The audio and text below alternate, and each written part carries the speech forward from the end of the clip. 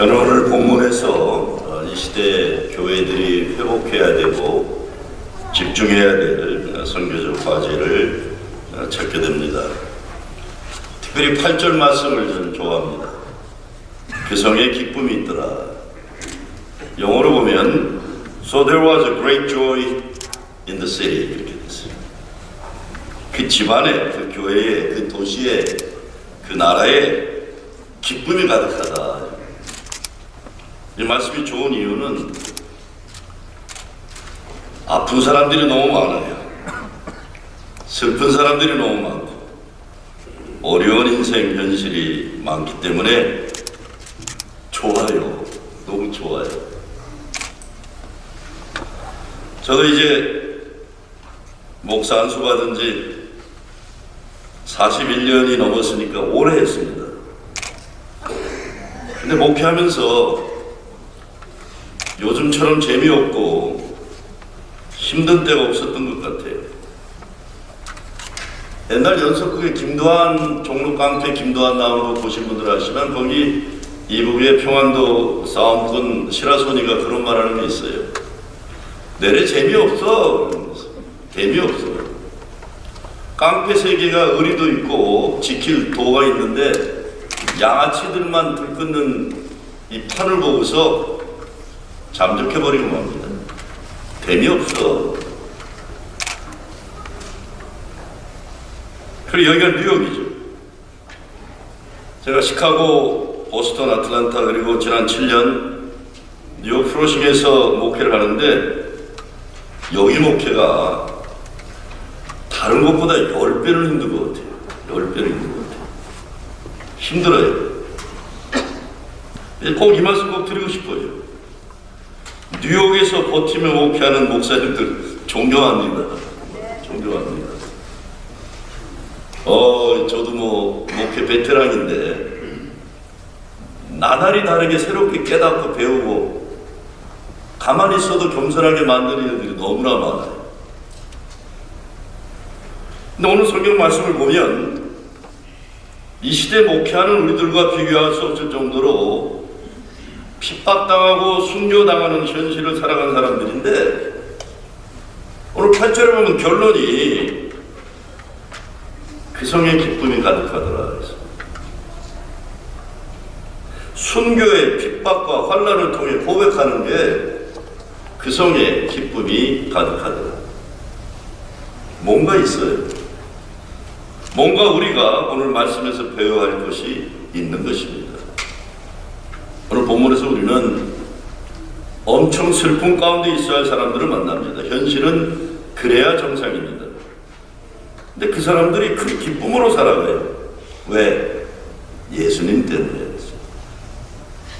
슬프고 아프고 불행해야 하는 것이 정상인 사람들인데 부활하신 주님을 만난 사람들이 되니까 기쁨이 가득한 겁니다.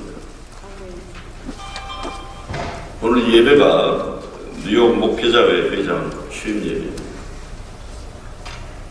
오늘 예배가 있어서 뉴욕 교계가 축복된 날 되기를 바랍니다. 오늘 본문을 생각해 보면서 김홍석 목사님이 목사회 회장 됨으로써 하나님이 예비하시는 기쁨이 뉴욕 교계에 가득하기를 바랍니다. 요즘 많이 어렵습니다. 제가 속한 교단 연합감리교 많이 어려워요. 미래가 불확실합니다. 저는 정말 교단에 충성하고 우리 표현을 하면 교단에 내야 되는 이 선교비를 단 한 번도 100% 미만으로 내본 적이 없어요. 크게 충성을 하는데 저희 교회가 얼마 전에 동성애자 목사 안수 문제로 인해 교단 탈퇴 추진을 결의하고 난부터 저는 공공의 적이 갑자기 되고 말더라고요. 어디서 어떤 공격이 올지 알 수가 없어요. 무장해제로 나갑니다. 참 그 인생 힘들구나. 참 인생 힘들구나. 너무 힘들어서 제가 후배 목사들이 교단에 관계되는 목사들이 있으니까 야, 나 진짜 이제 그만 은퇴하고 싶다. 내가 이 목회 말년에 뭐 부귀영화 누릴 게 있고 뭘 대단한 거 이룰 게 있다고 이 난리판에 내가 이 중심에 서 있어야 되냐.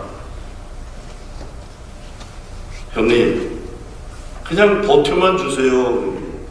그냥 버텨만 주세요. 야, 나 버티기 힘들다. 아니, 목사님까지 힘들다 그러면 우리는 어떡합니까? 내가 그래서 나는 자유할 자유도 없구나 이런 생각입니다. 후배들을 위해서 버텨야 되는데 다 어려워요. 보니까 다. 제가 속한 교단만 어려운 것 같지가 않아요. 캘리포니아에 있는 한인교회들이 25%가 문을 닫았대고 뉴욕만도 코로나 이후에 100교회가 문을 닫았다고. 그런데 초대교회 역사를 보면 인간의 무기력함과 환란의 때에 성령이 역사하십니다. 그리고 그때에 하나님은 필요한 지도자를 세워주시는 겁니다. 제가 속한 뉴욕연의 감독께서 연합감독회 전체 감독회장이세요. 말로는 우리가 1300만, 1200만 교사의 교단이니까 엄청 큰 교단의 수장이에요. 아프리카로부터 아시아로부터 유럽까지 다 커버를 합니다. 근데 올해 초 교단 무슨 모임에서 이 감독회장이라는 분이 중요한 발언을 하셨는데 내 마음에 안 들었어요. 내 마음에 안 들었어요. 그래서 올해 은퇴하신 선배 목사님께 제가 아니 감독회장이면 무슨 해결 방안을 내놔야지 아니 문제만 늘어놓으면 이거 답답하네 그랬어요. 그랬더니 그 선배가 저를 물끄러미 바라보시더니 이렇게 말씀합니다. 아유 김 목사 감독회장이라고 해서 저분이 이런 교단 문제 어떻게 해결책이 있겠어. 저분도 답답할 텐데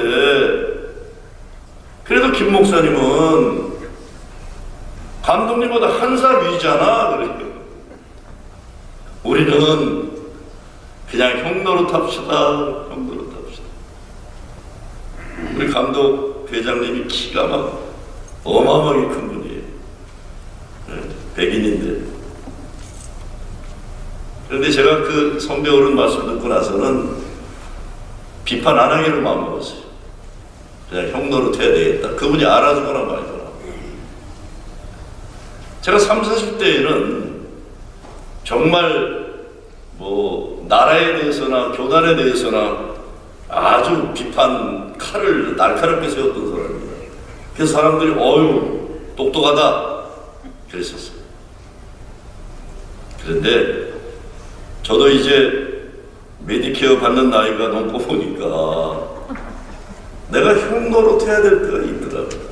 그거는 후배들을 위해서 버텨야 되면 버텨주는 거고 저는 요즘 후배들이 시키는 대로 해요. 제가 김홍성 목사님이 오늘 설교를 하라 그래서 아니 내가 어떻게 설교를 합니까? 내가 그런 자리 어떻게 설교해야 됩니까? 아이 사양을 했는데 저분이 말씀하시더라고요. 해라 그러시더라고요. 후배인데 그럼 순종해야지 어떻게 해요. 제가 평생 선배들 말을 안 듣고 살았어요.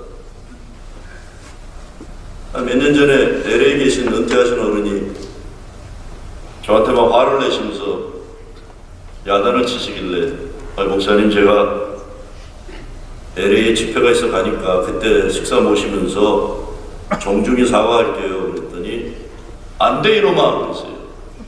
그래서 뭐가 안 되나 그랬더니 너 나 혼자 밥 사갖고는 안 돼. 내가 여기 은퇴 목사에 와보니까 김종호 너 때문에 화난 선배들이 너무 많아 그러시는 거예요. 그래서 제가 은퇴 목사회 식사를 대접하는데 68명이 나오셔가지고 집회 강사비를 다 식사비로 다 하더라고요. 얼마 전에 세상 떠나신 100세 넘으신 어른도 오시고 얼마나 감사한지. 너는 선배들한테 너무 많이 버릇없이 놀았기 때문에 너는 집단으로 이제 제가 깨달은 게 있습니다. 내가 선배들한테는 못했으면 가능한 후배들 말은 순종하며 살자, 이런 마음으로 살아가고 있습니다. 오래전에 한국 중소기업 사장들의 이야기를 모아놓은 책을 하나 읽은 적이 있어요. 그 책을 읽다 보니까 이런 이야기가 나옵니다. 한국의 중소기업 사장들 대부분 공통점이 하나 있는데, 모두 깊은 방 아무것도 없는 곳에서 달을 보며 엉엉 울어야 하는 일이 많았다, 이런 겁니다. 한국의 이마트를 시작한 신세계 사장 출신 권국주 사장이라고 있어요. 제가 섬겼던 교회에 따님이 있어갖고 1년에 몇 달씩 오는데, 한번 제가 초청했어요. 목사 모임에서. 제가 교회 회장이었기 때문에. 사장님, 예수에 대해서 우리가 더 잘하니까 예수 얘기하지 말고 어떻게 장사 잘하는지만 좀 얘기해달라고 그랬어요. 그래서 목사들 모아놓고 권국주 사장이 이제 어떻게 하면 장사 잘할까를 하는데 깜짝 놀랐어요. 빈 컵을 이렇게 놓더니, 목사님들 이거 아십니까? 대한민국의 남자들이 마시는 술잔의 반은 눈물입니다. 이렇게. 눈물입니다. 목사들이, 우리 교인들이 어떻게 어렵게 살아가는지 잘 모를 때가 있죠. 전 딴 거 몰라도 이제 오늘부터, 물론 교회 회장도 지나셨지만 김홍성 목사님은 아무도 없는 달밤에 엉엉 꺼이꺼이 우는 날들이 많을 거라고 생각합니다. 아무에게도 말 못하고 달밤에 울어야 되는 날들이 있을 거라고 생각해요. 지도자니까요. 지금 뉴욕 교계에 제가 보기에 위기입니다. 교회의 가장 중요한 것은 그래도 영적인 권위와 신뢰성입니다. 그래도 교회는 믿을만하다, 이런 시대가 있었습니다. 60년대, 70년대 넘어가면서 그래도 교회는 민주적인 가치관이 남아있는 곳이다. 80년대, 90년까지만 해도 교회는 희망이 있다고 생각했어요. 그러다 90년대 넘어가면서 대형 교회들 우죽순하면서 수단 방법 가리지 않고 부흥하는 것만 관심 가지다가 신뢰도가 땅바닥에 떨어지고 말았어요. 근데 세상 사람들의 평가는 몰라도 요즘엔 뉴욕 교계의 자체적 평가를 봐도 신뢰성이 회복이 어려운 현실이라는 말들이 많습니다. 그런 의미에서 이런 때 뉴욕 교계 리더십 가운데 중요한 목사회장이 된다는 것은 명예가 아니라 아주 큰 멍해입니다. 참 지금 어려운 때입니다.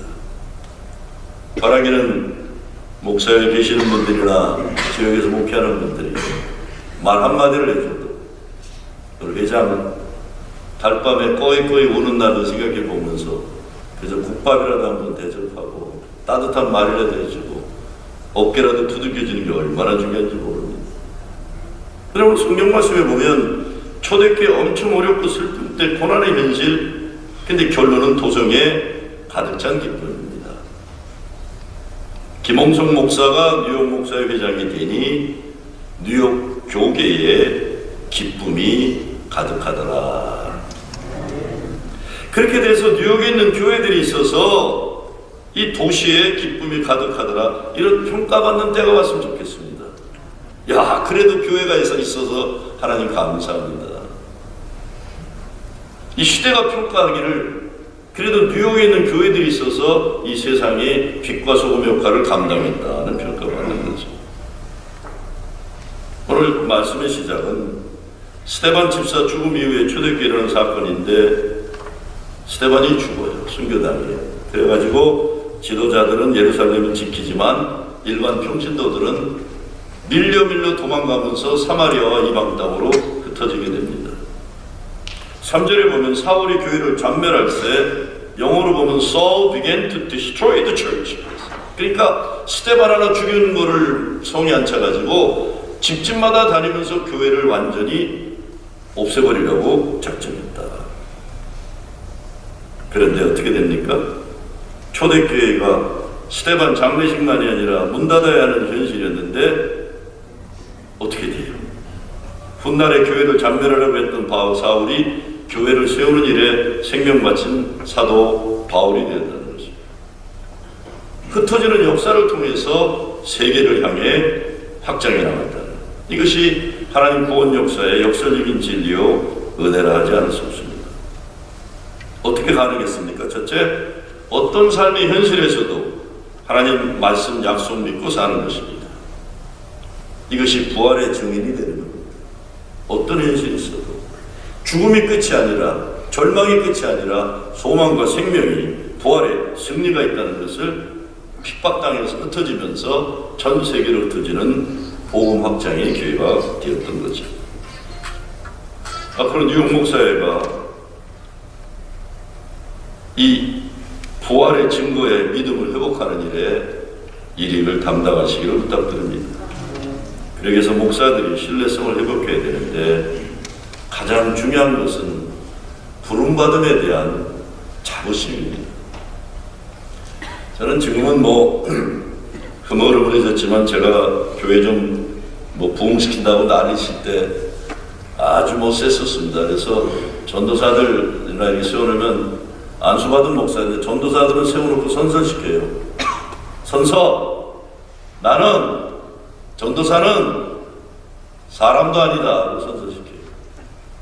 왜? 제가 보니까 서울 법대를 나왔건 연대 경영대학원을 나왔건 일단 신학교에서 전도사가 되면요 교인들이 사람 취급을 안 하더라고요. 전도사들은. 그래서 제가 선서시켜요. 전도사는 사람도 아니다. 그러면 쭈삣쭈삣 하면서 전도사는 사람도 아니다 이러고요. 다시 선서. 세상 어떤 권력과 세상 어떤 권세도 나를 부르신 하나님의 부르심을 함부로 대하지 못하게 하겠다 선서시켜요. 제가 목회하면서 제일 어려움이 많은 게 다른 게 아닙니다. 저는 장로님들에게 부목사나 전도사들에게 함부로 야단치는 건 못하게 해요. 장로님이 왜 내 사람을 그렇게 함부로 얘기하십니까? 장로님 보실 때 이 사람들 별볼일 아닌 것 같지만 다 하나님 부름받은 소명받은 사람들인데 그렇게 대하지 마십시오. 그리고 야단쳐요. 우리가 사람도 아니라서 겸손하고 더 겸손해야 되지만 나를 부르신 하나님에 대한 부름만큼은 내가 함부로 사람들 대하지 못하게 하라. 왠지 아세요? 저는 목사에 가서 꼭 이 얘기를 아마 들은 분도 계시지만 전 저희 아버지 때문에 그래요. 저희 아버지가 이북에서 혼자 내려오신 분이 있어요. 저희 할아버지가 평양 성결에서 장로교 목사였는데 김일성 정권 들어오면서 투옥당하시고 저희 큰아버지가 너희 못 산다 그래서 저희 아버지는 형님하고 내려오다 형은 다시 잡혀고 죽고 16살 때 혼자 남한에 내려와서 죽을 고생하고 살았어요. 그러다 공부해갖고 휘문고등학교 영어선생 되고 종가학원 영어 강사까지 다 하고 잘 사는 터인데 어느 날 갑자기 미국에 유학을 가시더라고요. 신학교만. 거기도 절미하고 40살에 목사를 받았어요. 43살에 목회를 시작했어요. 47에 돌아가셨어요. 저는 저희 미국에 와가지고 10년간 떨어져 있다가 43살에 목회 시작한 아버지를 만났는데 창피해 죽겠더라고요. 교인이 20명도 안 돼요. 시카고에서 목회하는데 월급을 못 받으니까 밤일을 하시는 거예요. 20명도 안 되는데 거기다 원로 목사까지 계세요. 원로 목사 사모님이 반주를 하세요. 저는 그 사모님을 마귀알몸이라고 불렀어요. 왜? 반주를 하다가 추구에 387장인데 분명히 287장을 치세요. 그 마귀알몸께서는. 그럼 우리 아버님 사회 보다가 사모님 387장인데요. 그러면 확 째려보시면은 그냥 합시다. 그런데 저희 아버님이 추수감사주일날 설교하시다 그날로 뇌출혈로 돌아가셨어요. 나는 너무 화가 나서 교회 안 다녔어요. 하나님 무슨 개떡 같은 하나님이냐. 어떻게 우리 아버지 이렇게 데려가느냐. 월급도 하나도 못 받고. 그런데 어느 날 되니까 저희 어머님이 보따리를 하나 던져주세요. 네가 장남이니까 네가 챙겨라. 저희 아버님이 이북에서 월남하시고 돌아가시기 전까지 쓰신 일기장이에요. 그 일기장에 제가 아버지 목회하신 3년의 일기를 보고 무릎 꿇고 얼굴 깨지고 말았어요. 목회하시면서 월급 따라도 못 받는 우리 아버님 맨날 일기장에는 솔라피데 솔라그라티아예요. 라틴어로도 오직 믿음 오직 은혜. 제가 뒤집어진 게 딴 게 아니에요. 나는 오늘도 수원로 원로 목사님께 감사를 드린다. 나 같은 모자란 인간을 후임으로 세우셔서 목사로 쓰임받게 하시니 감사합니다. 하나님. 내가 진짜 기절초풍한 건 마귀할멈에 대한 얘기예요. 하나님 감사합니다. 우리 원로 목사님 사모님 노고로 이끌고도 매주일 어김없이 교회 반주일 해주시게 하시면 감사합니다. 나하고 세상을 보는 건이 달라요. 월급 하나도 못 받고 제 아버님 30주기 때 아버님 설교하는 사진을 해갖고 추모 예배 올렸더니 교인들이 다 목사님 아버님 큰 교회 목회하셨어요. 근데 내가 웃고 말았어요. 월급도 못 받고 20명도 안 되는데. 저는 주일만 되면 대학생 때인데 아버지한테 말을 했어요. 아버지 쪽팔려. 코딱지만을 교회 안 하면 안 돼. 이러고 제가 아버님 3년 월급 못 받은 목회를 일기장을 보다가 결국 하나님 앞에 항복을 했습니다. 하나님 나도 이렇게 행복한 인생 살고 싶습니다. 하나님 나도 아버지처럼 이렇게 행복한 인생 살고 싶습니다. 그래갖고 목사 된 지 41년이 넘었는데 매주일 저는 강단에 설 때마다 같은 하나님 나도 아버지처럼 신실한 목사 되게 해주시옵소서. 나도 아버지처럼 행복한 목사 되게 해주시옵소서. 왜? 나는 그렇게 못해요. 여러분 우리가 주의종이라고 하잖아요. 어마어마한 겁니다. 그 대단한 여호수아도 주의 종을 감당하지 못해서 항상 하나님의 종 모세의 종이라고 했어요. 정말 우리 주의 종으로 부름받음에 대해 거룩한 자존감을 회복시키는 일에 회장님은 최선 다해주시기 바랍니다. 다해주시기 바랍니다. 마지막으로 사마리아로 갑니다. 사마리아로 억지로 갔어요. 저는 오늘날 우리 교회가 자꾸 위에 있는 거 권력들 권세 바라보지 않고 내려가야만 거기에 답이 있다고 봅니다. 오늘 순서에 보니까 시민참여센터 김동석 대표님 뭐 하시는 것 같은데 제가 그 단체를 좋아하는 게 딴 게 아니에요. 영어 이름으로 보면 그래스루트예요. 그래스루트. 민초들, 땅바닥에 있는 사람들, 남들을 거들떠보지 않는 사람들, 소외된 사람들, 억울함 당한 사람들. 저는 이 시대 교회가 사는 길은 바로 여기 있다고 생각합니다. 더 내려가는 거죠. 초대교회는 순교 역사 속에서 성령의 인도하심으로 안전지대를 벗어나 선교 현장으로 갔습니다. 예수님 말씀 순종하고 성령의 인도하심 따라 살아가니 그 성에 큰 기쁨이 가득했던 겁니다.